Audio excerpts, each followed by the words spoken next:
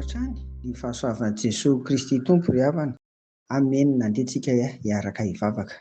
Misaotra anao izay Tompo fa efa maraparina sady ny herinandro ary dia isaoranay mandrakariva Jesosy Kristy izay Andriamanitra velona miaraka aminay hatrany. Voninahitra ho anao Tompo amin'ny anaran'i Jesosy.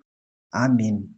Ny iray amin'ny tenin'Andriamanitra manome toky sy fanantenana fa mpandresy ny tompontsika ry havana. Ny hita ao amin'ny Isaia 37:3-10. Vakiana amin'ny anaran'i Jesosy izany. Eny, hatramin'izany andro izany, izao no izy, ary tsy misy maharombaka amin'ny tanako. Miasa aho, ka iza no mahasakana izany? Amen. Misy telo lehibe ny ilazana ny amin'ny Andriamanitra hitantsika eto. Voalohany, izao no izy, hoy ny Tompo. Hita amin'izany ny fiandrianany, ny mahampamonjy azy hitantsika koa ao amin'ny 1:12 hoe tsisy mpamonjy afa-tsy izy. Dia io tanteraka atao amin'i Jesosy Kristy ilay hany mpamonjy izao tontolo izao. Ary farany amin'io dia ilay hoe ny maha mandrakizay azy, satria izy dia efa nisy taloha ary izy misy ankehitriny. Azonao antonona, azonao hivavahana, azonao inoana ary azo antenaina, ary mbola hisy koa mandrapatonga ny fiafarany izao tontolo izao. Izay le Andriamanitra hitantsika voalohany eto. Ary ny faharoa dia ilay hoe tsisy maharombaka amin'ny tanany. Ry havana, zava-dehibe ary io ny anankiray izay ahitantsika izany fa tena matanjaka ny Tompo, mahery ny Tompo, satria tsy maharo anao izy raha osa, tsy maharo antsika izy, tsy manana izay atao hoe hery kely indrindra akory izy hoentina miaro antsika ry havana raha tsy hitantsika io hoe tsy misy maharombaka amin'ny tanany. Tena mahery sy matanjaka ary manana ny hery sy ny fahefana rehetra ny Andriamanitra ivavahantsika, ary mbola tanteraka atao amin'i Jesosy Kristy koa izany. Amin'izao androntsika zanaky ny testamenta vaovao izao noho izany dia tsy misy fahavalo na iza na manao hamarony, indrindra ny heriny sy ny tanjany, ny hafetseny sy ny teti-dratsiny.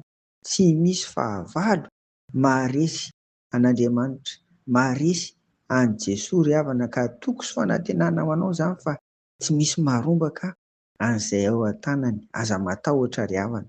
Ary fahatelo hitantsika eto koa mampiavaka an'ity Andriamanitra ivavahantsika ity, ity Tompo mpandresy ity dia izao: tsy misy mahasakana ny asany.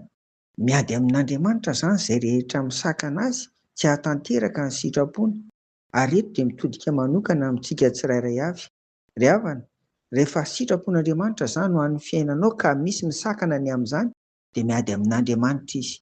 Aza matahotra, aza manahy, ary indrindra aza mieritreritra ny hoe hamalifatina ny toy izany, fa any amin'ny Andriamanitra no andraisany ny valiny asany.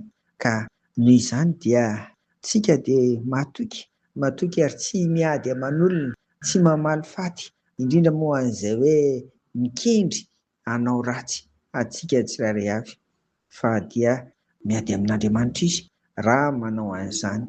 Ry havako, hitantsika tamin'ity Isaia 3:7-10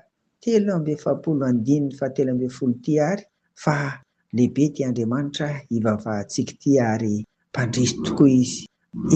Hatramin'izany andro izany, izao no izy, ary tsy misy maharombaka amin'ny tanako.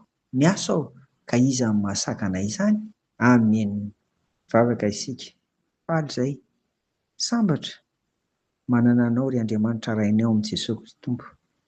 Velo toky sy fanantenana anao mandrakariva ny fiainanay ao anatin'izany koa. Dia enganie Tompo, tena mba ho resy lahatra izay rehetra, fa tsisy n'inon'inona fahavalo ahakasika ny fiainanay, fa sambatra izay satria tsisy maharombaka ny eo an-tananao.